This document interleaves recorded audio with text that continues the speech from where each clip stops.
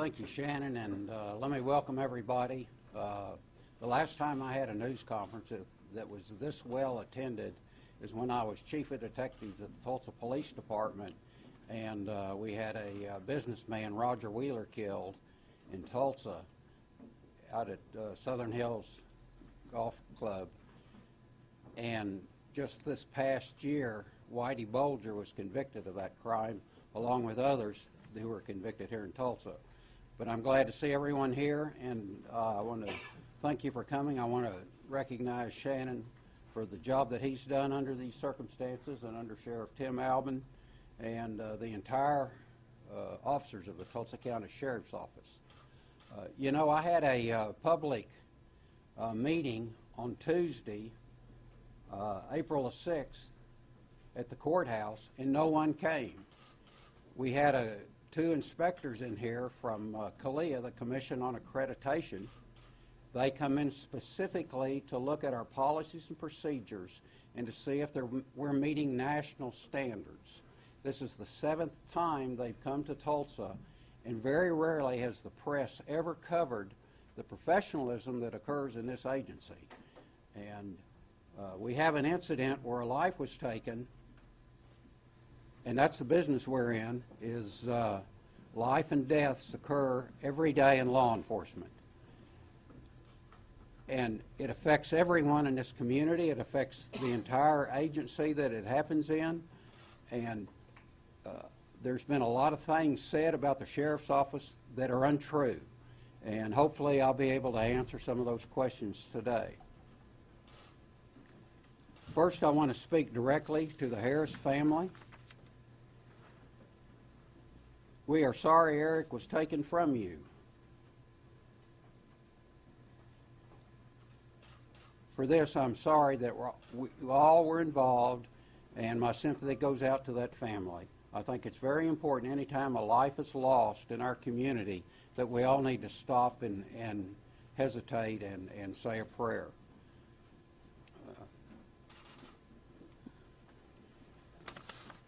I want to also talk a little bit about the two deputies that were involved besides Bob Bates.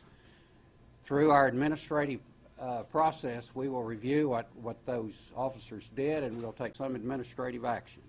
I also want to tell you that this morning I got a call from Jim Finch. He is the SAC, the special agent in charge of the state of Oklahoma. He told me the FBI has completed their investigation and they found no wrongdoing at the Sheriff's Office. And of course they look at civil rights violations.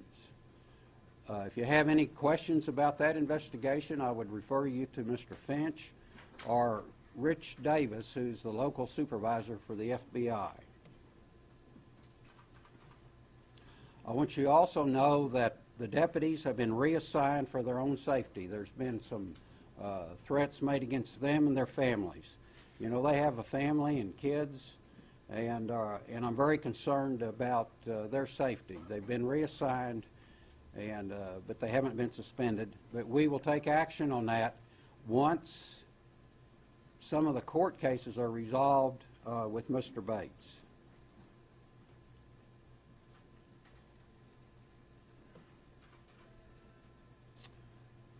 This office reviews all of its policies on a monthly basis, taking each chapter in our record systems and looking at it. I know there's been a lot of concern about lost records. We're trying to locate all of those. Some of those are administrative in nature, and we will provide those records as we find them. And with that, I'd like to take a few questions. Sheriff, there's been a lot said about your relationship, personal relationship with Robert Bates. What do you have to say about that? What is the nature of your relationship aside from the Sheriff's Office? Well, my son had an accident when he was in high school, my oldest son, and my insurance was canceled on my car, and I was referred to Mr. Bates at that time. He became my insurance agent and insured my vehicles in my home for a lot of years. I think that's probably been 25 years ago when I first met Bob. Sheriff, is it fair to say that your office did a poor job of keeping records regarding Bates' training? Yeah, I'm not sure how to answer that. We keep records, and those are placed in his personnel file. I think he keeps his own personal records, and he's provided a lot of them to the press. But was it a poor job on the part of your office to not have all the records? Some of them were misplaced. It could have been. Last year we went to the legislature and got a law passed that allows us to destroy records after 5 years. And so a lot of those older records were destroyed. For the record, as far as you know, were any of his training records falsified? No, sir, not that I'm aware of. And let me tell you that all of the policies and procedures in this office are signed by myself and reviewed by me. I can change a policy tomorrow if I want to, but what I base all my policies and procedures are the national standards. Kalia was here 3 days after this event occurred. They came and looked at all of our policies and procedures and see that they make the national standards. They should be issuing a report probably in the next 30 days, and you're welcome to look at that. Sheriff, are you looking into whether or not it's possible that the records were falsified? I don't know how to answer that. Was there an internal affairs investigation into that issue a couple years ago? There was an investigation that occurred under Sheriff Edwards. And what was the outcome of that? I'm not sure. I believe that they found that there was no special treatment. But it was involving Dave's records? Yes. How many documents are missing, Sheriff? You said that you guys are trying to, do you have any idea? Is it like your No, I number, do or not. is it- No. Okay. Also, you regarded the two other deputies that were seen on the video. You regarded that they were maybe fearing for their own safety, possibly. So Yes. they'll be reassigned. The review They that- were reassigned They right are after this. reassigned now. Yes, ma'am. So the review that will happen, you all are conducting that now, and then we'll decide what will happen to them administratively? We're trying to make a decision on that. We have a court case that's evolving, charging Mr. Bates with second-degree homicide. They are key witnesses in that event. So nothing will happen to them until after that? I'm not sure if we'll go ahead and do an internal review or not. Anytime we have an incident, we do an incident review of that incident and try and see if there's changes that we can make to improve this office. When you Sure. saw the deputies involved, Mr. Harris's family, that's one of the things they keep bringing up again and again, that Yeah, and they're very upset let me about talk a that. little bit about Mr. Harris's brother. When we went to notify him and talk to him about his brother's death, it was recorded, and you have that information. A lot of this information is coming from a plaintiff's attorney that has sued me on several occasions, and he's doing that to try and better his cases. And I have a number of cases that he's filed against my office and myself. Sure. Sure, like, an outside agency would be a good idea. I mean, and you The mentioned the that- CALEA, the Commission on Accreditation for Law Enforcement But they're not Agencies, an investigative agency. yes, So they are. what They I'm come in and look asking at policies and is, would it be a procedures. good The idea for- FBI has come in and looked at it. Would it be a good idea for OSBI to come in? I could ask the OSBI in, but again, I'm on the commission that appoints, that hires and fires the director of that. He's not an outside guy. He's someone that I have direct control and influence over. So why would I ask him to come in? Sheriff, are you going to release the videotape for the Dollar General parking lot? I don't know of a video of the dollar. So there's no video for the Dollar General? Not that I'm aware of. The only video I have is what we've taken, and we've released all of those. Sheriff, I know hindsight is 20/20, but given what you know now, should Mr. Bates have been out there that day? Yes, he should have been. He was trying. Is it necessary for a reserve officer, a reserve deputy, to be involved in undercover sting? He wasn't involved in the undercover sting. He was there as backup. There were 9 deputies at that location, and Bob was one of those. He was a reserve. I have reserve deputies on the SOT team. I have I have 2 that work for IMSA, which is the they run the ambulance here in town. They go out with us, and they're there in case there is a incident like someone's injured. We can provide medical aid specifically. I have two other deputies that have been on there.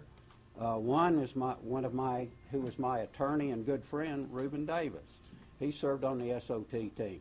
And I know Bob's age came up in this investigation as well. Reuben's 70 years old.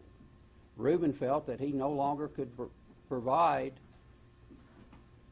the activities that were required to be on the SOT team. He moved to the, he became a hostage negotiator, but now he's even resigned from that. But he's still a reserve deputy. Sheriff, I'm glad you brought up Mr. Davis. Is Mr. Davis, could you confirm that Mr. Davis purchased a tank for the sheriff's office? Purchased a what? A tank. A what? I'm sorry. A tank for the sheriff's Oh, a office. tank. Mr. Davis? That's correct. No, sir. Wasn't an intermediary who sort of helped acquire that from the Defense Department? He may have been involved helping us negotiate that. He's an attorney, and he volunteered his time to do that. Sheriff, the attorney for Eric Harris. Are you talking about the MRAP? Yeah. Is that what you're talking about? He was not involved in the NRAP. He was involved in a piece of equipment we had probably 7 or 8 years ago. What was that? It was surplus. It's a personnel carrier, an armored Could you explain personnel how he carrier. was involved with that, please? Sir? Could you explain how he was involved with that? Yeah, he helped us on the legal side to make sure that the contract was correct. Can you talk about how common it is for just public citizens to contribute financially? It's quite common. I have a lot of people that dedicate a lot of time and effort to this office in this community, and I'm not ashamed of that. And we follow the national standards. In fact, I was on the CALEA Commission from 2000 to 2005, and I think that we'll be reviewing the national standards for a reserve, and age may be an element in that. But Sure. we'll look at it with time to make decisions that are responsive. Yes, sir. Sheriff, to be clear, the attorney for Eric Harris's family says with so many gaps in the training records that have been released so far, how can you be so sure that he was properly trained? Who? The attorney for Eric Harris's family has said, and I know you referred to him earlier, he says that the records, the training records released so far do not prove that Mr. Bates was adequately trained. How can you be so sure? I know that he has received a lot of training, and that's documented, and he has those documents. And I believe they were released by his lawyer. That's right, but the attorney for Eric Harris's family thinks there's so many gaps in those documents and the fact that your office is still searching for many of those records. He says that the records don't really prove anything. What's your response to him? I just know that Mr. Bates has been to the range several times and is qualified, and that's documented. So far, Gerald, was he qualified to use the gun that he used in the incident on April 2nd? is he qualified? On that gun. To use that specific gun, at the range? It's something we're still looking at, but that'll be part of the administrative review.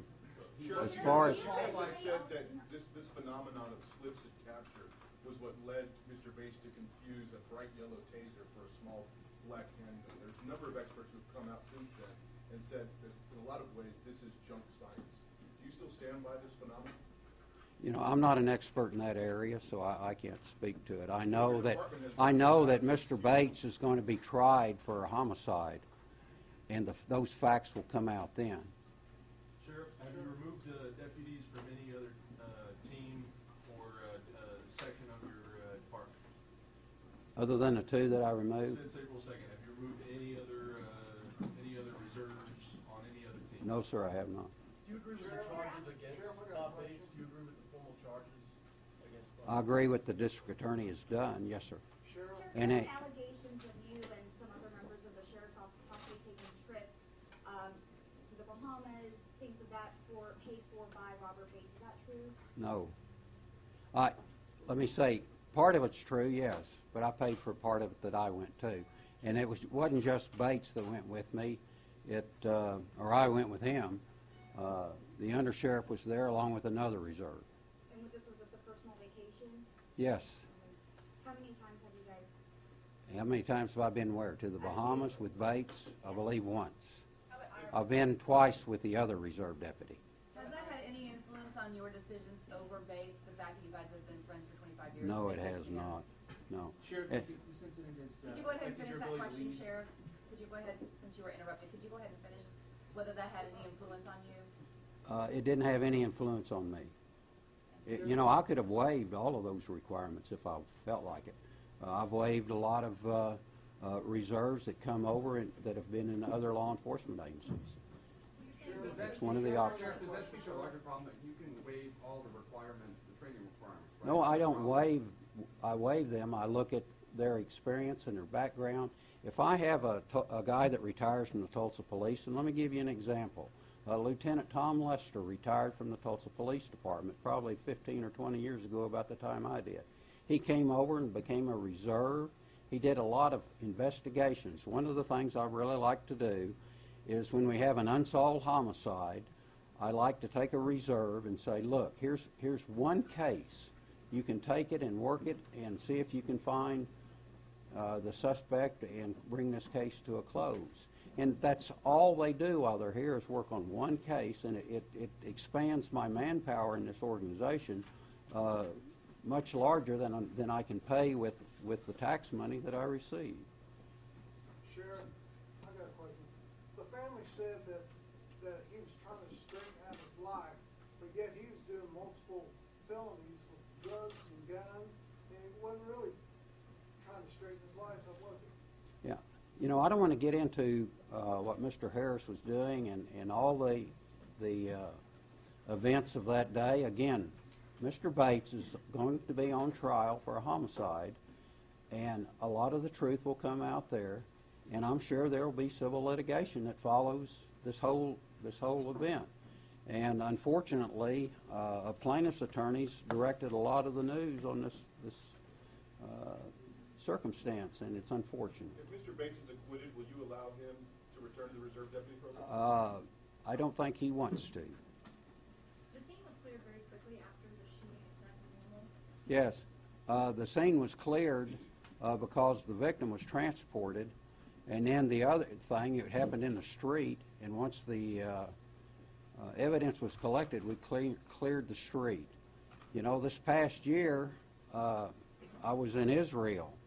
After an event in Israel, if they can, they'll try and clear a scene within 2 hours to put life back to normal. This event happened not far from a school. We were concerned about the kids in the schoolyard, so we cleared that scene as quickly as we could. Once Mr. Harris was shot, we immediately called for aid, and it was received by the fire department and IMSA. Sheriff, you mentioned about a school. Was the school notified of the scene? No, they were not, sir. We didn't know what was going to happen. We were at a parking lot, and in fact, Mr. Harris fled north away from that school. Was the private business notified also of the scene? No, they were not. Sir, if we could talk about the Dollar General store for just a second. There was video there. You guys don't have that? No, sir, we do not. No, excuse me, I just texted the detective, we have it, it doesn't show anything, but we'll release it. Please release So it. they do have, okay, so my question Not a problem, is, I'll have it out today. did any of the other deputies by any chance have body cameras, have glasses with cameras on them, or is it No, just the one. just the one? And the one on the dashboard. And the one on the dashboard? And the one on the dashboard was purchased and given to the office by Mr. Bates. What was the model of it? What was the model of the glasses? I don't know. Sheriff, I want to clarify is there an investigation into these allegations of the falsified records? Are you guys actively investigating? No, we are not. You went through the Why wouldn't operation you be? prior to, Given the magnitude and the power of those kinds of allegations, why wouldn't you be looking? Apparently, they don't want to talk to me, but they're welcome to. They can go to the FBI and talk to them if they want to go to the district attorney's office. This case has been handed over to the district attorney. He has investigators. If they don't want to talk to me about it, they're welcome to go talk to the district attorney. But, wait, let me, time out. But when we start our administrative process, all of that will be looked at. And when does that happen? As soon as we get done dealing with all of you guys. Sheriff, there's been a lot of questions about why Robert Bates was so close to the action. Can you talk about, when you all prepped for this prior to the operation,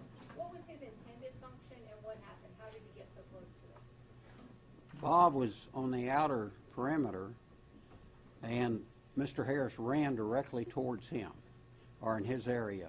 And when Bob saw the two officers take down Mr. Harris, then he got out and tried to assist. And that's when the fatal shot was made. And he, let me tell you, he wasn't the only one that had his gun in his hand. There were other people in the area that had their guns out. Bob didn't mistake a gun for a taser. He mistaked having a gun in his hand and thought it was the taser. He didn't transition from a gun to a taser. Didn't get the gun out of his car, it wasn't in his holster, right? He got it out of his truck. Yeah, I'm not sure where he No, got it it. was in his holster. It was in a holster. That's not what was said initially. Yeah. And again, we're getting into the facts of the case, and he's going to be tried for that. And all that will come out in the evidence. We presented a case to the district attorney. He has the duty to prosecute him, and he will do that. But just to clarify, Sheriff, you're saying right now that Bob didn't think that he was exchanging, he thought he had his taser in his hand. He thought he did. Not the guy. But in his mind, he knew that it was a dangerous situation and he ought to have his gun out. But to be, Sheriff, to be clear. And that's when you... Following up on Ed's question, you mentioned that there is now, you were not looking into the allegations of falsifying records, but sir, you said that it's all part of the internal review, so which is it? We will look into all of that. We'll look into, when we start the internal process, the administrative review, we'll look at everything. And we're trying to decide how to do that, if we want to bring in outside law enforcement officers to be part of that review. Again, I refer back to Kalia, and you say that they're not law enforcement. They are law enforcement. We had a commander from South Carolina and a sergeant from Virginia that came in, and they're law enforcement people. They look at everything. They look at our policies, procedures. They look at if we meet the national standards. Did they look at this case specifically? Yes, they did, specifically. And again, I had a public hearing a week right after this, and nobody showed up. Where was the press then? When I'm at a public meeting and no one comes. If everyone's so concerned about this event, why didn't I have them there? Why weren't you there? Honestly, I didn't know it was happening. Yes, we put out a press release that we're having it, and no one came. Sheriff, you told us that Kalia had cleared you all, had looked at this shooting and had... They haven't cleared us. They look to see if we meet the national standards. Okay, but earlier you had said that they reviewed the shooting and cleared it. They will issue a report. They told us No, they didn't specifically look at the They didn't look shooting. at the shooting. They looked at the all policies, the procedures. They looked at Of the training, reserve program. organization, but and all not that. the shooting. So just to be clear, you stated that the FBI has investigated and completed their investigation. Yes, sir. Up into the civil rights, into the civil Of the event. And you can call and talk to them. I do want to mention the fact, The question is the training. It's not the shooting. We understand what Mr. Bates is saying. But the question that you're facing is whether or not the documents of his training were falsified, and it doesn't look like anybody has really taken a close look at that. I think we did at the time the accusations were made. We're going to look at all of that. Huh? When was that? 6 or 7 years ago? But that's not specifically. Sir. Okay, Mr. Bates says. What I'm telling you is we're going to look at all of that in the administrative review. I don't understand what you're not getting about that. And you haven't made When a we start, The sheriff is saying that this investigation happened 6 or 7 years ago. Mr. Bates had just become a reserve deputy. yeah, I'm unaware of that. I'm telling you, in this particular incident, we're going to look at everything. So I don't- And the undersheriff that was in place then looked at What it. I don't get, the sheriff is contradicting what you're saying. You guys are standing right next to each other. And what I'm telling you is that the undersheriff that was in place at that time did do an investigation. I don't know if it was an internal affairs. The questions are about Mr. Bates' training record. And that's what it was about. Since the last 6 or 7 years. Mr. Bates. Well, the last 6 or 7 years, he's qualified every year with a gun at the range, if that's going to be your concern. He has all his cleat records. We saw the records, some of the records this weekend. I know you're saying that you all will determine whether you'll now ask for outside help to come in as part of this review. Will you make any immediate changes to the deputy reserve program, just even in the meantime? I'm telling you, Mr. Bates is charged with a crime, and I can't do anything until there's some resolution to that. So you can't make any changes? I to can the make reserve changes. program until a trial is over? No, I'm not sure when I can do it. Okay. But if I find an error in the program, I can What change. about having reserve deputies go on undercover operations? Will that continue for now? No, we've shut down that part of our drug task force until this review. Could you state that again, please? Okay. We have shut down the drug task force until a review of this total event. So Sure. they're all doing administrative duties right now. Sure, with regards to your policies and training, do you have any specialized training as far as age for high stressful situations? Like, you have officers that are in your SOAR teams, and do they go into specialized on a regular basis, specialized training? And like if I'm 75 years old, would I have special training for high stress situations to go along with my training? Without those documents, I don't think we can comment on what training Mr. Bates or others have had. And let me say to you, before this incident occurred, I talked to a John Matthews in Dallas. I'd asked him to come up and look at the sheriff's office and look at our manning levels and some other issues. And now I have recontacted him, and he's agreed to come up and look at this incident and all of our reserve program and how the office operates, looking at CALEA, looking at ACA, looking at all the different accreditations we have to see that they're proper. And he has the Community Safety Institute. He's done a lot of these investigations, and we're asking him to come up and investigate this entire issue and see how to improve our training and our training records. Ziva, you have a question? Yes, sir. In 2012, WDAs did not have the required mental health training, and your policies say that that employees that don't get that will be disciplined up to and including termination. What happened in that case? I don't know the answer to that.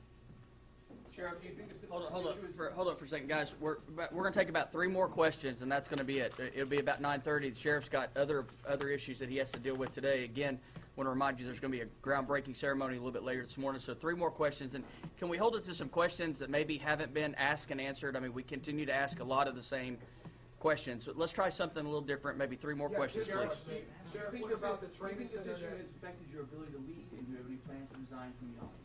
No, I do not. Why not? And well, I've been elected 7 times by this community. Last year, I had an issue on the jail, and I received a lot of support. Since this has occurred, I've had a lot of people call me and tell me that do not resign, that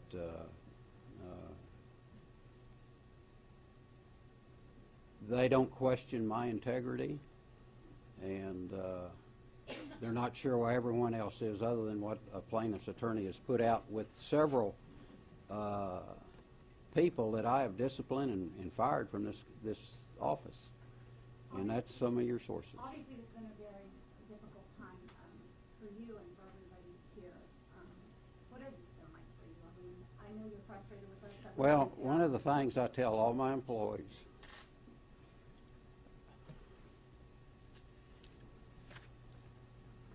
is I have priorities in my life. And first is to my God. Number 2 is my family. And third is being sheriff.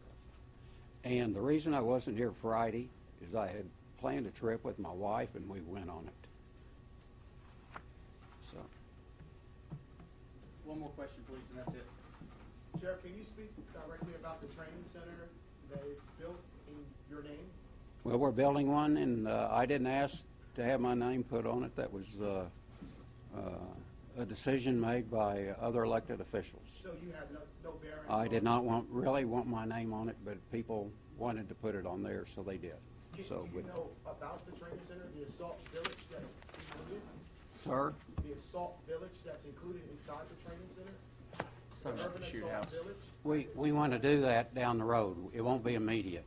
The first thing I have to do is get a dispatch center put together to make sure that when people call the sheriff's office, they get a response. And we'll go to anytime someone asks. One of my policies, then anytime anybody calls and asks for a sheriff's officer to come to their home in Tulsa County, we go. we go and try and help them with their problems. Okay. So Thank with you all that, very much for coming. We're going to give the sheriff a few minutes to leave, and then Under Sheriff Albin and I will